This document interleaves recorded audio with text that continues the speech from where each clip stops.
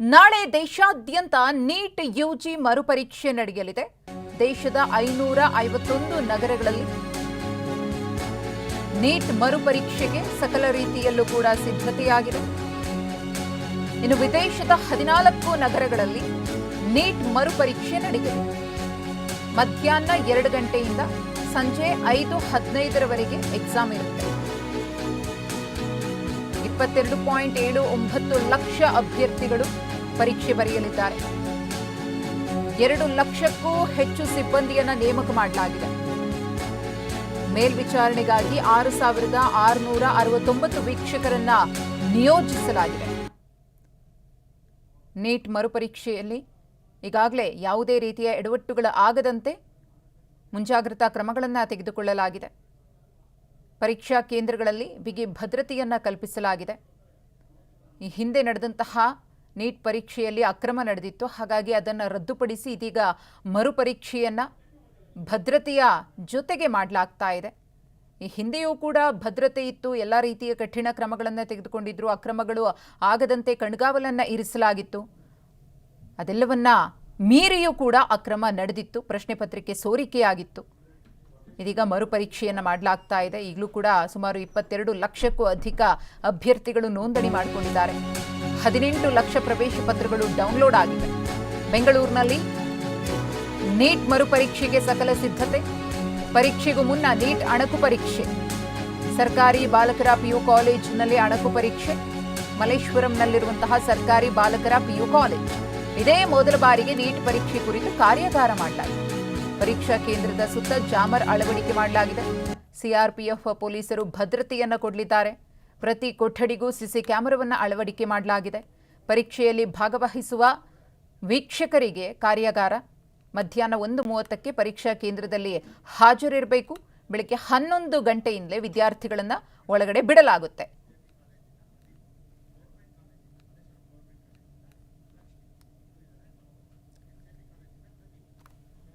ಈ ಕುರಿತು ಮತ್ತಷ್ಟು ಮಾಹಿತಿಯನ್ನು ಕೊಡುವುದಕ್ಕೆ ನಮ್ಮ ಪ್ರತಿನಿಧಿ ಪ್ರದೀಪ್ ಎಸ್ಜೆಪಿ ಕಾಲೇಜಿನಿಂದ ನೇರ ಸಂಪರ್ಕದಲ್ಲಿದ್ದಾರೆ. ಹಾಗೆಯೇ ಮಲ್ಲೇಶ್ವರಂ ಗೌರ್ಮೆಂಟ್ ಕಾಲೇಜಿನಿಂದ ನಮ್ಮ ಪ್ರತಿನಿಧಿ ಲಕ್ಷ್ಮೀ ನರಸಿಂಹ ಕೂಡ ನೇರ ಸಂಪರ್ಕದಲ್ಲಿದ್ದಾರೆ. ಮೊದಲಿಗೆ ಪ್ರದೀಪ್ ಅವರಿಂದ ಮಾಹಿತಿಯನ್ನ ಪಡೆಯೋಣ. ಪ್ರದೀಪ್, ನಾಳೆ ನೀಟ್ ಮರುಪರೀಕ್ಷೆ ಇದೆ, ಎಲ್ಲಾ ರೀತಿಯ ಸಿದ್ಧತೆಗಳನ್ನು ಕೂಡ ಮಾಡಿಕೊಳ್ಳಲಾಗಿದೆ. ಬೆಂಗಳೂರಿನ ಪ್ರಮುಖವಾಗಿ ಪರೀಕ್ಷಾ ಕೇಂದ್ರಗಳಲ್ಲಿ ಯಾವ ರೀತಿ ಮುಂಜಾಗ್ರತೆಯನ್ನ ವಹಿಸಲಾಗಿದೆ ಅಂತ?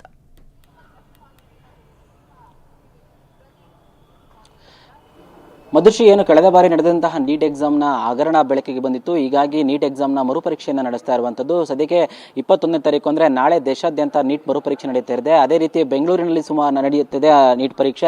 ಸುಮಾರು 68 ಕೇಂದ್ರಗಳಲ್ಲಿ ನೀಟ್ ಎಕ್ಸಾಮ್ ನಡೀತಾ ಇರುವಂಥದ್ದು. ನಾಳೆ ಅಂದರೆ ಮರುಪರೀಕ್ಷೆ ನಡೀತಾ ಇರುವಂಥದ್ದು. ಇದಕ್ಕೆ 68 ಕೇಂದ್ರಗಳಲ್ಲೂ ಸಹ ಸಕಲದಂಥ ಸಿದ್ಧತೆಗಳನ್ನು ಸಹ ಇಂದಿನಿಂದಲೇ ಮಾಡ್ಕೋತಾ ಇರುವಂಥದ್ದು. ಅಂದರೆ ಆಯಾ ಕಾಲೇಜಿನ ಸಿಬ್ಬಂದಿಗಳು ಮತ್ತು ಅಧಿಕಾರಿಗಳೇನಿದ್ದಾರೆ ಅವರು ನೀಟ್ ಎಕ್ಸಾಮ್ಗೆ ಬೇಕಾದಂತಹ ತಯಾರಿಗಳು ಯಾವ ರೀತಿ ಬೇಕು, ಮತ್ತು ರೋಲ್ ನಂಬರ್ ಹಾಕಿರ್ಬೋದು ಅಥವಾ CCTV ಹಾಕೋದಾಗಿರ್ಬೋದು, ಅಥವಾ ಬೇರೆ ಯಾವ ರೀತಿ ಎಕ್ಸಾಮ್ಗೆ ಪ್ರಿಪ್ರೇಷನ್ಸ್, ಬೇರೆ ಯಾವುದೇ ರೀತಿಯಂತಹ ತೊಂದರೆ ಆಗಲ್ದು. ಯಾಕಂದರೆ ಕಳೆದ ಬಾರಿ ಯಾವ ರೀತಿ ತೊಂದರೆ ಆಗಿತ್ತು ಅಂತ ಎಲ್ರಿಗೂ ಗೊತ್ತು. ಹೀಗಾಗಿ ಯಾವುದೇ ರೀತಿಯಿಂದ ಒಂದು ಚಿಕ್ಕ ಸಮಸ್ಯೆಗೂ ಸಹ ಆಸ್ಪದ ಕೊಡದ ರೀತಿ ನೀಟ್ ಮರುಪರೀಕ್ಷೆ ನಡೆಯೋದಕ್ಕೆ ಸಕಲವಾಗಿ ಸಿದ್ಧತೆಯನ್ನು ಮಾಡ್ಕೋತಾ ಇರ್ಬೋದು. ಸದ್ಯಕ್ಕೆ ದೃಶ್ಯದಲ್ಲಿ ಗಮನಿಸ್ತಾ ಇರ್ಬೋದು, ಇದು KR ಸರ್ಕಲ್ ಬಳಿ ಇರುವಂತಹ Shri Jayachamarajendra government polytechnic college. ಇಲ್ಲಿ ಇಂದು ಸಂಜೆಯಿಂದಲೂ ಸಹ ರೋಲ್ ನಂಬರ್ ಹಾಕುವಂತಹ ಕೆಲಸವನ್ನು ನಡೆಸಲಾಗ್ತಾ ಇದೆ.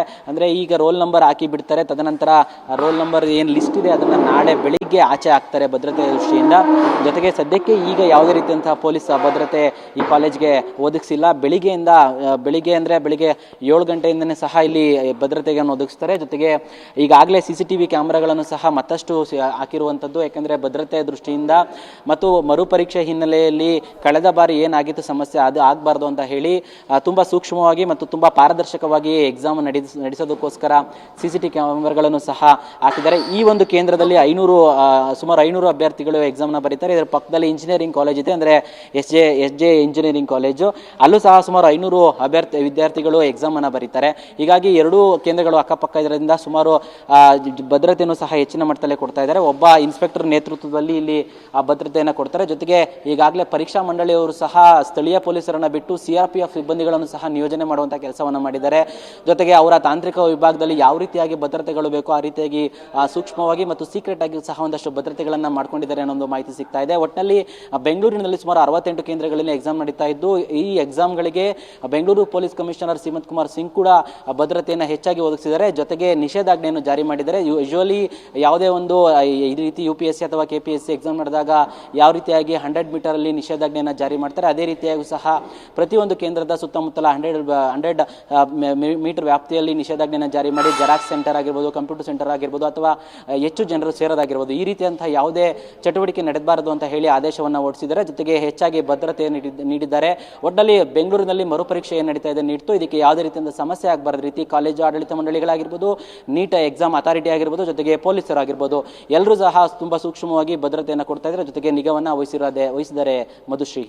ಹಾಗೆ ಸಂಪರ್ಕದಲ್ಲಿರಿ ಪ್ರದೀಪ್. ಲಕ್ಷ್ಮೀ ನರಸಿಂಹ ಕೂಡ ನಮ್ಮ ಜೊತೆಗಿದ್ದಾರೆ. ಲಕ್ಷ್ಮೀ ನರಸಿಂಹ, ತಾವಿರುವಂತಹ ಸೆಂಟರ್ನಲ್ಲಿ ಹೇಗಿದೆ ಸಿದ್ಧತೆ, ಯಾವ ರೀತಿ ಮುಂಜಾಗ್ರತಾ ಕ್ರಮಗಳನ್ನು ತೆಗೆದುಕೊಳ್ಳಲಾಗಿದೆ ಅಂತ ನಾಳೆಯ ನೀಟ್ ಮರುಪರೀಕ್ಷೆಗೆ? ಮಧುಶ್ರೀ, ನ್ಯಾಷನಲ್ ಟೆಸ್ಟಿಂಗ್ ಏಜೆನ್ಸಿ ವತಿಯಿಂದ ನಾಳೆ ನ್ಯಾಷನಲ್ ಎಲಿಜಿಬಿಲಿಟಿ ಎಂಟ್ರೆನ್ಸ್ ಟೆಸ್ಟ್ ನಡೀತಾ ಇದೆ. ದೇಶದಾದ್ಯಂತ ಸುಮಾರು 550ಕ್ಕೂ ಹೆಚ್ಚು ನಗರಗಳಲ್ಲಿ 22 ಲಕ್ಷಕ್ಕೂ ಹೆಚ್ಚು ಅಭ್ಯರ್ಥಿಗಳು ಪರೀಕ್ಷೆಯನ್ನು ಎದುರಿಸಲಿದ್ದಾರೆ. ಸೊ ಬೆಂಗಳೂರಿನಲ್ಲೂ ಕೂಡ ಸುಮಾರು 68 ಕೇಂದ್ರಗಳಲ್ಲಿ ನೀಟ್ ಮರುಪರೀಕ್ಷೆ ನಡೆಯುತ್ತೆ. ಸೊ ಅದರಲ್ಲಿ ಬೆಂಗಳೂರಿನ 18th ಕ್ಲಾಸ್ ಇರತಕ್ಕಂಥ ಸರ್ಕಾರಿ PU ಕಾಲೇಜ್ ಕೂಡ ಒಂದು. ನನಗೆ ಅಲ್ಲೇ ಇದ್ದೀನಿ, ನಿಮಗೆ ತೋರ್ತಾ ಹೋಗ್ತೀನಿ. ಮಲ್ಲೇಶ್ವರಂನ ಸರ್ಕಾರಿ PU ಕಾಲೇಜಲ್ಲಿ ಯಾವ ರೀತಿ ವ್ಯವಸ್ಥೆಗಳನ್ನು ಮಾಡ್ಕೊಂಡಿದ್ದಾರೆ ಅಂತ. ಈ ಒಂದು ಕಾಲೇಜಿನಲ್ಲಿ ಸುಮಾರು 16 ರೂಮ್ಗಳನ್ನು ಈ ಒಂದು ಪರೀಕ್ಷೆಗೆ ಅಲಾಟ್ ಮಾಡಿದ್ದಾರೆ. ಪ್ರತಿಯೊಂದು ರೂಮಲ್ಲೂ ಕೂಡ 24 ಅಭ್ಯರ್ಥಿಗಳು ಪರೀಕ್ಷೆಯನ್ನು ಬರೋದಕ್ಕೆ ವ್ಯವಸ್ಥೆಯನ್ನು ಮಾಡಿದ್ದಾರೆ. ಈಗಾಗಲೇ ಇಲ್ಲಿ ಮಾಹಿತಿಯನ್ನು ಕೂಡ ಕೊಡಲಾಗಿದೆ, ರೋಲ್ ನಂಬರನ್ನು ಕೂಡ ಮಾಡಲಾಗಿದೆ, ಮತ್ತು ಅಲ್ಲಿರ್ತಕ್ಕಂಥ ಅಭ್ಯರ್ಥಿಗಳಿಗೆ ಈ ಒಂದು ರೂಮ್ ಅಲಾಟ್ ಆಗಿದ್ದನ್ನು ಕೂಡ ನಾವು ಗಮನಿಸಬಹುದು. ಇನ್ನು ಒಳಗಡೆ ಹೋದರೆ ಇನ್ನು ಅಭ್ಯರ್ಥಿಗಳಿಗೆ ಕೂರ್ಲಿಕ್ಕೆ ಟೇಬಲ್ಗಳ ವ್ಯವಸ್ಥೆ ಮಾಡಲಾಗಿದೆ. ಟೇಬಲ್ಗಳ ಮೇಲೆ ಅಭ್ಯರ್ಥಿಗಳ ನೋಂದಣಿ ಸಂಖ್ಯೆಯನ್ನು ಕೂಡ ಬರೆದು ಅವರು ಆ ಒಂದು ಸ್ಥಳವನ್ನು ಇಲ್ಲಿ ನಿಗದಿ ಮಾಡೋದಕ್ಕೆ ವ್ಯವಸ್ಥೆ ಮಾಡಿಕೊಳ್ಳಲಾಗಿದೆ. ಸೊ ಬೆಳಗ್ಗೆಯಿಂದಲೂ ಕೂಡ ಈ ಒಂದು ಪರೀಕ್ಷಾ ಕೇಂದ್ರದ ವ್ಯವಸ್ಥೆಗಳನ್ನು ಮಾಡಿಕೊಳ್ಳಲಾಗಿದೆ. CCTVಗಳ ವ್ಯವಸ್ಥೆ ಆಗಿರ್ಬೋದು ಅಥವಾ ಸುತ್ತಮುತ್ತ ಜಾಮರ್ಗಳ ಅಳವಡಿಕೆ ಮತ್ತು ಸುತ್ತಮುತ್ತ ನಿಷೇಧಾಜ್ಞೆ ಜಾರಿ ಮಾಡ್ತಕ್ಕಂಥ ಒಂದು ಸಿದ್ಧತೆಗಳನ್ನು ಕೂಡ ಮಾಡಿಕೊಳ್ಳಲಾಗಿದೆ. ಒಂದು ರೂಮಲ್ಲಿ 24 ಅಭ್ಯರ್ಥಿಗಳು ಕೂರೋದಕ್ಕೆ ವ್ಯವಸ್ಥೆ ಮಾಡಿಕೊಳ್ಳಲಾಗಿದೆ. ಇನ್ನು ಈ ಒಂದು ಪ್ರತಿಯೊಂದು ಕೊಠಡಿಯಲ್ಲೂ ಕೂಡ CCTV ವ್ಯವಸ್ಥೆಗಳನ್ನು ಮಾಡಿಕೊಳ್ಳಲಾಗಿದೆ. ಈ ಮೂಲಕ ವಿದ್ಯಾರ್ಥಿಗಳ ಅಥವಾ ಅಭ್ಯರ್ಥಿಗಳ ಚಟುವಟಿಕೆಯನ್ನು ಗಮನಿಸೋದಕ್ಕೆ ಪ್ರತಿಯೊಂದು ರೂಮಲ್ಲೂ ಕೂಡ 2 CCTVಗಳನ್ನು ಅಳವಡಿಕೆ ಮಾಡಿ ವಿದ್ಯಾರ್ಥಿಗಳ ಮೇಲೆ ನಿಗಾ ಇಡ್ತಕ್ಕಂಥ ಕೆಲಸ ಆಗುತ್ತೆ. ಸೊ ಪ್ರತಿಯೊಂದು ಕೊಠಡಿಗೂ ಕೂಡ 2 ಮೇಲ್ವಿಚಾರಕರನ್ನು ನೇಮಕ ಮಾಡಲಾಗಿದೆ. ಟೋಟಲ್ 16 ರೂಮ್ಗಳನ್ನು ಇಲ್ಲಿ ಅಭ್ಯರ್ಥಿಗಳಿಗೆ ಮೀಸಲಿಡಲಾಗಿದೆ. ಸೊ ಇಲ್ಲೂ ಕೂಡ ತಾವು ನೋಡಿದ್ರೆ ಗಮನಿಸ್ಬೋದು ಏನಂತಂದರೆ ಈಗಾಗಲೇ ವಿದ್ಯಾರ್ಥಿಗಳು ಬಂದ ತಕ್ಷಣ ಅವರಿಗೆ ಏನೆಲ್ಲ ಬೇಸಿಕ್ ಆಗಿ ಇನ್ಫಾರ್ಮೇಷನ್ ಬೇಕಾಗುತ್ತೆ ಅನ್ನೋದನ್ನು ಕೂಡ ನಾವು ಗಮನಿಸ್ಬೋದು. ಇಲ್ಲಿ ಇರ್ತಕ್ಕಂಥದ್ದು ರಿಜಿಸ್ಟ್ರೇಷನ್ ನಂಬರ್, ಮತ್ತು ಅಲ್ಲೂ ಕೂಡ ನಿಮಗೆ ನೋಡಿದ್ರೆ ಗೊತ್ತಾಗುತ್ತೆ. ಈಗಾಗಲೇ ವಿದ್ಯಾರ್ಥಿಗಳಿಗೆ ಒಂದಷ್ಟು ರೋಲ್ ನಂಬರ್ ಎಲ್ಲ ಏನೆಲ್ಲ ತಿಳ್ಕೊಳ್ಬೇಕು ಮತ್ತು ಅವರಿಗೆ ಯಾವ ಒಂದು ಸ್ಥಳ ನಿಗದಿಯಾಗಿದೆ ಅದನ್ನು ಕೂಡ ಇಲ್ಲಿ ಅವರಿಗೆ ಮಾಹಿತಿ ನೀಡ್ತಕ್ಕಂಥ ಕೆಲಸವನ್ನು ಇಲ್ಲಿರ್ತಕ್ಕಂಥ ಕಾಲೇಜಿನ ಸಿಬ್ಬಂದಿ ಮಾಡಿದ್ದಾರೆ. ಇನ್ನು ಇವರಿಗೆ ಈಗಾಗಲೇ ಅಣಕು ಪ್ರದರ್ಶನ ಆಗಿರ್ಬೋದು ಅಥವಾ ಟ್ರೈನಿಂಗು ಅವರು ಕೂಡ ಮಧ್ಯಾಹ್ನದಿಂದಲೂ ಕೊಡಲಾಗಿದೆ. ಸೊ ಕಾಲೇಜಿನ ಪ್ರಾಂಶುಪಾಲ ಇದೆ, ಅವ್ರನ್ನೂ ಕೂಡ ಮಾತಾಡ್ತಾ ಹೋಗ್ತೀನಿ. ಸರ್, ಈಗಾಗಲೇ ಪರೀಕ್ಷೆಗೆ ಎಲ್ಲ ರೀತಿಯ ಸಿದ್ಧತೆಗಳನ್ನು ತಮ್ಮ ಪರೀಕ್ಷಾ ಕೇಂದ್ರದಲ್ಲಿ ಮಾಡ್ಕೊಂಡಿದ್ದಾರೆ. ಎಷ್ಟು ರೂಮ್ಗಳನ್ನು ಅಲಾಟ್ ಮಾಡಿದ್ದಾರೆ, ಎಷ್ಟು ಅಭ್ಯರ್ಥಿಗಳು ಇಲ್ಲಿ ಅಟೆಂಡ್ ಆಗ್ತಕ್ಕಂಥ ಸಾಧ್ಯತೆ ಇದೆ ಸರ್?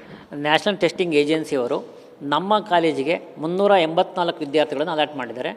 ಹಾಗಾಗಿ ಒಂದು ರೂಮಿಗೆ 24 ವಿದ್ಯಾರ್ಥಿಗಳಂತೆ 14 ರೂಮ್ಗಳನ್ನು ನಾವು ಅರೇಂಜ್ಮೆಂಟ್ ಮಾಡ್ಕೊಂಡಿದ್ದೀವಿ ನಾವು ಈಗಾಗಲೇ. ಅಥಾರಿಟಿ ಕಡೆಯಿಂದ ಯಾವ ರೀತಿ ಸೂಚನೆಗಳು ಬಂದಿದೆ ಸರ್? ಯಾವ್ಯಾವ ರೀತಿ ಟ್ರೈನಿಂಗು ಅಥವಾ ನಿರ್ದೇಶನಗಳನ್ನು ಅವ್ರು ಕೊಟ್ಟಿದ್ದಾರೆ, ತಾವ್ಯಾವ ರೀತಿ ಅವ್ರು ಮುಟ್ಟಿಸಿದ್ದಾರೆ? ನಾವು ಈಗಾಗಲೇ ಬೆಳಗ್ಗಿಂದನೂ ನಮ್ಮ ಕೊಠಡಿ ಮೇಲ್ವಿಚಾರಕರಿಗೆ PPT ಮೂಲಕ ಪ್ರಾಜೆಕ್ಟ್ ಮೂಲಕ ಆ ಎಲ್ಲ ಕ್ಲಿಪ್ಪಿಂಗ್ಗಳನ್ನು ಕೊಡೋದ್ರ ಮುಖಾಂತರವಾಗಿ ಎಕ್ಸಾಮ್ನ ಸುಸೂತ್ರವಾಗಿ ನಡೆಸೋದಕ್ಕೆ ಎಲ್ಲ ರೀತಿಯ ತರಬೇತಿಯನ್ನು ಕೊಟ್ಟಿದ್ದೀವಿ ನಾವು. ಸುಮಾರು 68 ಕೇಂದ್ರಗಳಲ್ಲಿ ನಾಳೆ ನೀಟ್ ಮರುಪರೀಕ್ಷೆ ನಡೆಯುತ್ತೆ. ಅದರಲ್ಲಿ ಮಲ್ಲೇಶ್ವರಂನ ಸರ್ಕಾರಿ PU ಕಾಲೇಜ್ ಕೂಡ ಒಂದು. ಇಲ್ಲೂ ಕೂಡ 16 ಕೊಠಡಿಗಳ ವ್ಯವಸ್ಥೆ ಮಾಡಿಕೊಂಡು 384 ಅಭ್ಯರ್ಥಿಗಳು ಎಕ್ಸಾಮ್ ಬರೋದಕ್ಕೆ ವ್ಯವಸ್ಥೆಯನ್ನು ಮಾಡಿದ್ದಾರೆ. ಇಲ್ಲೂ ಕೂಡ CCTV ವ್ಯವಸ್ಥೆ ಆಗಿರ್ಬೋದು ಅಥವಾ ಭದ್ರತೆ ಆಗಿರ್ಬೋದು ನಿಷೇಧಾಜ್ಞೆ ಕೂಡ ಜಾರಿ ಮಾಡಿ ಸಿಬ್ಬಂದಿಗಳಿಗೆ ಎಲ್ಲ ರೀತಿಯ ಒಂದು ಪ್ರಿಪ್ರೇಷನ್ ಕೂಡ ಕೊಟ್ಟು ನಾಳಿನ ಎಕ್ಸಾಮ್ನಲ್ಲಿ ಯಾವುದೇ ರೀತಿಯ ಲೋಪದೋಷ ಆಗದಂತೆ ಇಲ್ಲೂ ಕೂಡ ಮುನ್ನೆಚ್ಚರಿಕೆಯನ್ನು ವಹಿಸಿರುವಂಥದ್ದು. ಮಧುಶ್ರೀ, ಧನ್ಯವಾದ ಪ್ರದೀಪ್. ಲಕ್ಷ್ಮೀ ನರಸಿಂಹ ತಮ್ಮೆಲ್ಲ ಮಾಹಿತಿಗಾಗಿ. ನಾಳೆ ನೀಟ್ ಮರುಪರೀಕ್ಷೆಗೆ ಎಲ್ಲ ರೀತಿಯ ಸಿದ್ಧತೆಗಳನ್ನು ಮಾಡಿಕೊಳ್ಳಲಾಗ್ತಾ ಇದೆ. ಬೆಳಗಾವಿ ನಗರದಲ್ಲೂ ಕೂಡ ಎಲ್ಲ ರೀತಿಯ ಸಿದ್ಧತೆಗಳಾಗಿದೆ. ನಮ್ಮ ಪ್ರತಿನಿಧಿ ಸಹದೇವ್ ಪರೀಕ್ಷಾ ಕೇಂದ್ರದಲ್ಲಿದ್ದಾರೆ. ಅಲ್ಲಿನ ಸಿದ್ಧತೆಗಳು ಹೇಗೆ ನಡೀತಾ ಇದೆ ಅನ್ನೋದರ ಕುರಿತು ಮಾಹಿತಿಯನ್ನ ಕೊಡ್ತಾರೆ. ಸಹದೇವ್, ತಾವು ಯಾವ ಪರೀಕ್ಷಾ ಕೇಂದ್ರದಲ್ಲಿದ್ದೀರಿ, ಜೊತೆಗೆ ಯಾವ ರೀತಿಯ ಸಿದ್ಧತೆಗಳನ್ನು ಅಲ್ಲಿ ಮಾಡಿಕೊಳ್ಳಲಾಗಿದೆ ಅಂತ ಹೇಳಿ?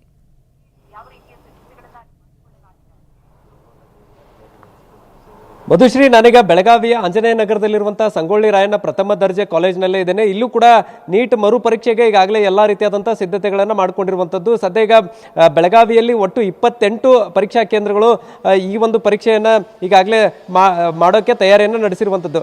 ಸದ್ಯ ಯಾವ ರೀತಿಯಾಗಿ ತಯಾರಿ ಇದೆ ಅನ್ನುವಂಥದ್ದನ್ನು ತೋರಿಸ್ತಾ ಹೋಗ್ತೇನೆ. ಇಲ್ಲಿ ಒಟ್ಟು 20 ರೂಮ್ಗಳನ್ನು ಬಳಕೆ ಮಾಡಿರುವಂಥದ್ದು. 480 ವಿದ್ಯಾರ್ಥಿಗಳು ಈ ಒಂದು ಪರೀಕ್ಷೆಯನ್ನು ಇದೇ ಒಂದು ಕೊಠಡಿಯಲ್ಲಿ ಬರಿತಾ ಇರುವಂಥದ್ದು. ಬೆಳಗಾವಿ ಜಿಲ್ಲೆಯಲ್ಲಿ ಒಟ್ಟು 7628 ವಿದ್ಯಾರ್ಥಿಗಳು ಇಲ್ಲಿ ಪರೀಕ್ಷೆಯನ್ನು ಎದುರಿಸ್ತಾ ಇರುವಂಥದ್ದು. ನಾನೀಗ ಏನು ತೋರಿಸ್ತಾ ಇದ್ದೇನೆ, ಈ ಒಂದು ದೃಶ್ಯಾವಳಿಗಳೇನಿದ್ದಾವೆ, ನೀಟ್ ಪರೀಕ್ಷಾ ಮಂಡಳಿ ಏನಿದೆ ಅವರು ಈ ಒಂದು CCTVಗಳನ್ನು ಅಳವಡಿಕೆ ಮಾಡಿರುವಂಥದ್ದು. ಪೂರ್ವದಲ್ಲೇ ಈ ಒಂದು ಸಂಗೊಳ್ಳಿ ರಾಯಣ್ಣ ಕಾಲೇಜಿನಲ್ಲಿ CCTVಗಳು ಅಳವಡಿಕೆ ಇದ್ದು, ಕಾಲೇಜನ್ನು ಹೊರತುಪಡಿಸಿ ಕೂಡ ಈಗ ಖುದ್ದು ನೀಟ್ ಅವರೇ ಈ ಒಂದು CCTVಗಳನ್ನು ಅಳವಡಿಕೆ ಮಾಡಿರುವಂಥದ್ದು. ಪ್ರತಿಯೊಂದು ಭಾಗದಲ್ಲೂ ಅಂದರೆ ಕಾಲೇಜು ಹೊರಭಾಗದಲ್ಲಿ ಆಗಿರ್ಬೋದು ಮತ್ತು ಕೊಠಡಿಯಲ್ಲೂ ಕೂಡ ಈ ರೀತಿ CCTVಗಳನ್ನು ಅಳವಡಿಕೆ ಮಾಡಿಕೊಂಡು ನೇರವಾಗಿ ಈ ಒಂದು ದೃಶ್ಯಾವಳಿಗಳನ್ನು ವೀಕ್ಷಣೆ ಮಾಡೋಕ್ಕೆ ಈಗಾಗಲೇ ಎಲ್ಲ ರೀತಿಯಾದಂಥ ಸಿದ್ಧತೆಗಳನ್ನು ಮಾಡಿಕೊಂಡಿರುವಂಥದ್ದು. ಮತ್ತು ಇಲ್ಲಿ ಇಂಟರ್ನೆಟ್ ವ್ಯವಸ್ಥೆಯನ್ನು ಕೂಡ ಮಾಡಿರುವಂಥದ್ದು, ಕೇಬಲ್ ವ್ಯವಸ್ಥೆಯನ್ನು ಮಾಡಿರುವಂಥದ್ದು. ಸದ್ಯ ಈಗ ಹೊರಭಾಗದಲ್ಲಿ ಈ ರೀತಿ ಚಿತ್ರಣ ಆದರೆ ಒಳಗಡೆ ಕೂಡ ಈಗ ಎಲ್ಲ ರೀತಿಯಾದಂಥ ಸಿದ್ಧತೆಗಳು ಆಗಿರುವಂಥದ್ದು. ಪ್ರತಿಯೊಂದು ಕೊಠಡಿಗಳಲ್ಲೂ ಈ ರೂಮ್ ನಂಬರ್ ಎಂಟ್ರಿ ಆಗ್ತಾ ಇದ್ದಂತೆ ಆ ವಿದ್ಯಾರ್ಥಿಯ ಹೆಸರುಗಳಿದ್ದಾವೆ, ರೂಲ್ ನಂಬರ್ ಇದೆ. ಅದರ ಜೊತೆಗೆ ಪ್ರತಿಯೊಂದನ್ನು ಕೂಡ ಈ ಒಂದು ಮಾಹಿತಿಯನ್ನು ಈ ಒಂದು ಕೊಠಡಿಯ ಮುಂಭಾಗದಲ್ಲೇ ಅಳವಡಿಸಿರುವಂಥದ್ದು. ಅದರ ಜೊತೆಗೆ ಈಗಾಗಲೇ ಬೆಂಚ್ಗಳನ್ನು ಕೂಡ ಇಲ್ಲಿ ಇಟ್ಟಿರುವಂಥದ್ದು. ಇನ್ನೊಂದು ಈಗ ಏನು ತೋರಿಸ್ತಾ ಇದ್ದೇನೆ, ಈ ಒಂದು ದೃಶ್ಯಾವಳಿಗಳು ಜಾಮರ್ ದೃಶ್ಯ. ಇದು ಪ್ರತಿಯೊಂದು ಕೊಠಡಿಯಲ್ಲೂ ಕೂಡ ಜಾಮರ್ಗಳ ಅಳವಡಿಕೆ ಆಗಿರುವಂಥದ್ದು.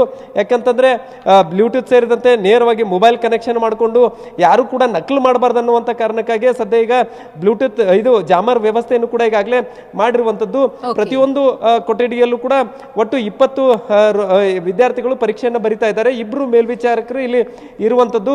ಸೊ ಈಗಾಗಲೇ ರೋಲ್ ನಂಬರ್ ಕೂಡ ಪ್ರತಿಯೊಂದು ಬೆಂಚ್ನಲ್ಲೂ ಈಗಾಗಲೇ ಅಂಟಿಸಿರುವಂಥದ್ದು. ಸೊ ಪ್ರತಿ ವಿದ್ಯಾರ್ಥಿಗಳಿಗೆ ಯಾವುದೇ ರೀತಿಯಾದಂಥ ಗೊಂದಲ ಆಗದ ರೀತಿಯಲ್ಲಿ ಇಲ್ಲಿ ವ್ಯವಸ್ಥೆಯನ್ನು ಮಾಡಿಕೊಂಡಿರುವಂಥದ್ದು. ಅದರ ಜೊತೆಗೆ ನೀಟ್ ಏನು CCTV ನೀಟ್ ಅವರೇ CCTV ಅಳವಡಿಕೆ ಮಾಡಿರುವಂಥದ್ದನ್ನು ಕೂಡ ರೂಮ್ನಲ್ಲಿ ಗಮನಿಸಬಹುದಾಗಿದೆ. ಒಂದು ಭಾಗದಲ್ಲಿ ನೀಟ್ ಏನು ಅವರಿಂದ ಅಳವಡಿಕೆ ಆದಂಥ CCTV, ಮತ್ತೊಂದು ಭಾಗದಲ್ಲಿ ಕಾಲೇಜಿನ CCTV. ಅಂದ್ರೆ 2 ಭಾಗದಲ್ಲಿ ಕೂಡ ಇಲ್ಲಿ CCTV ಕಾರ್ಯನಿರ್ವಹಿಸುವಂಥದ್ದು. ಅದರ ಜೊತೆಗೆ 2 ಮೇಲ್ವಿಚಾರಕರು ಕೂಡ ಇಲ್ಲಿ ಇರ್ತಾರೆ. ಒಟ್ಟಿನಲ್ಲಿ ಬೆಳಗಾವಿಯಲ್ಲಿ ಒಟ್ಟು 28 ಪರೀಕ್ಷಾ ಕೇಂದ್ರಗಳಲ್ಲಿ ನಾಳೆ ಪರೀಕ್ಷೆಯನ್ನು ಬರೆಯೋಕೆ ಸಿದ್ಧತೆಗಳಾಗಿರುವಂಥದ್ದು ಮತ್ತು ವಿದ್ಯಾರ್ಥಿಗಳು ಇದಕ್ಕೆ ಬೇಕಾದಂತಹ ಎಲ್ಲ ರೀತಿಯಾದಂತಹ ಸಿದ್ಧತೆಗಳನ್ನು ಕೂಡ ಮಾಡಿಕೊಂಡಿರುವಂಥದ್ದು. ಅದರ ಜೊತೆಗೆ ಭದ್ರತಾ ಸೇರಿದಂತೆ ಎಲ್ಲ ರೀತಿಯ ವ್ಯವಸ್ಥೆಯನ್ನು ಜಿಲ್ಲಾಡಳಿತ ಕೂಡ ಮಾಡಿಕೊಂಡಿರುವಂಥದ್ದು. ಮಧುಶ್ರೀ, ಧನ್ಯವಾದ ತಮ್ಮ ಮಾಹಿತಿಗಾಗಿ ಸಹದೇವ್. ಇನ್ನು ಅಬುದಾಬಿಯಲ್ಲಿ ನೀಟ್ ಪರೀಕ್ಷೆ ಕೇಂದ್ರವನ್ನ ನೀಡಿದ ಆರೋಪ, ನೀಟ್ ಪರೀಕ್ಷಾರ್ಥಿಯಿಂದಲೇ ಎಡವಟ್ಟು ನಡೆದಿತ್ತು. ಆಯ್ಕೆ ವಿಭಾಗದಲ್ಲಿ ಅಬುದಾಬಿ ಎಂದು ನಮೂದಿಸಿದ್ದ. ಈ ಬಗ್ಗೆ NTA ಟ್ವೀಟ್ ಮೂಲಕ ಸ್ಪಷ್ಟನೆಯನ್ನ ಕೊಟ್ಟಿದೆ. ನ್ಯಾಷನಲ್ ಟೆಸ್ಟಿಂಗ್ ಏಜೆನ್ಸಿ ಇದರಲ್ಲಿ ತಮ್ಮದು ಯಾವುದೇ ಎಡವಟ್ಟಿಲ್ಲ, ಪರೀಕ್ಷಾರ್ಥಿಯಿಂದಲೇ ಆಗಿರುವಂತಹ ಎಡವಟ್ಟು ಇದು ಅಂತ ಹೇಳಿ ಸ್ಪಷ್ಟನೆಯನ್ನ ಕೊಟ್ಟಿದ್ದಾರೆ. ನಾಗ್ಪುರದ ವಿದ್ಯಾರ್ಥಿಗೆ ಅಬುದಾಬಿಯ ಪರೀಕ್ಷಾ ಕೇಂದ್ರವನ್ನ ಕೊಡಲಾಗಿದೆ ಅಂತ ಆರೋಪ ಕೇಳಿಬಂದಿತ್ತು. ಹಾಲ್ ಟಿಕೆಟ್ನಲ್ಲೂ ಕೂಡ ಅದನ್ನ ಮೆನ್ಷನ್ ಮಾಡಲಾಗಿತ್ತು. ಅಬ್ದುಲ್ ಮೊಹಮ್ಮದ್ ತಾಲಿಬ್ ಎಂಬ ವಿದ್ಯಾರ್ಥಿ ಹಾಲ್ ಟಿಕೆಟ್ ನೋಡಿ ತಾಲಿಬ್ ಕುಟುಂಬ ಕಂಗಾಲಾಗಿತ್ತು. ಕೂಡಲೇ NTA ಸಹಾಯವಾಣಿಗೆ ಮಾಹಿತಿಯನ್ನು ಕೂಡ ಕೊಟ್ಟಿದ್ರು. ಈ ಒಂದು ಆರೋಪ ಕೇಳಿಬರ್ತಾ ಇದ್ದಂತೆ NTAಯಿಂದ ಈ ರೀತಿ ಎಡವಟ್ಟು ಆಗಿದೆ ಅನ್ನೋದು ವೈರಲ್ ಆಗ್ತಾ ಇದ್ದ ಹಾಗೆ ನ್ಯಾಷನಲ್ ಟೆಸ್ಟಿಂಗ್ ಏಜೆನ್ಸಿ ಟ್ವಿಟರ್ ಮೂಲಕ ಸ್ಪಷ್ಟನೆಯನ್ನು ಕೊಡುವಂತಹ ಕೆಲಸವನ್ನು ಮಾಡಿದೆ. ಇಲ್ಲಿ ನಮ್ದು ಯಾವುದೇ ತಪ್ಪಿಲ್ಲ, ನೀಟ್ ಪರೀಕ್ಷಾರ್ಥಿಯಿಂದಲೇ ಈ ಒಂದು ಸಮಸ್ಯೆ ಆಗಿತ್ತು, ಎಡವಟ್ಟಾಗಿತ್ತು, ಆಯ್ಕೆ ವಿಭಾಗದಲ್ಲಿ ಅಬುದಾಬಿ ಅಂತ ಹೇಳಿ ನಮೂದಿಸಿದ್ರು ಅಂತ ಹೇಳಿ ಸ್ಪಷ್ಟನೆಯನ್ನು ನೀಡಿದ್ದಾರೆ.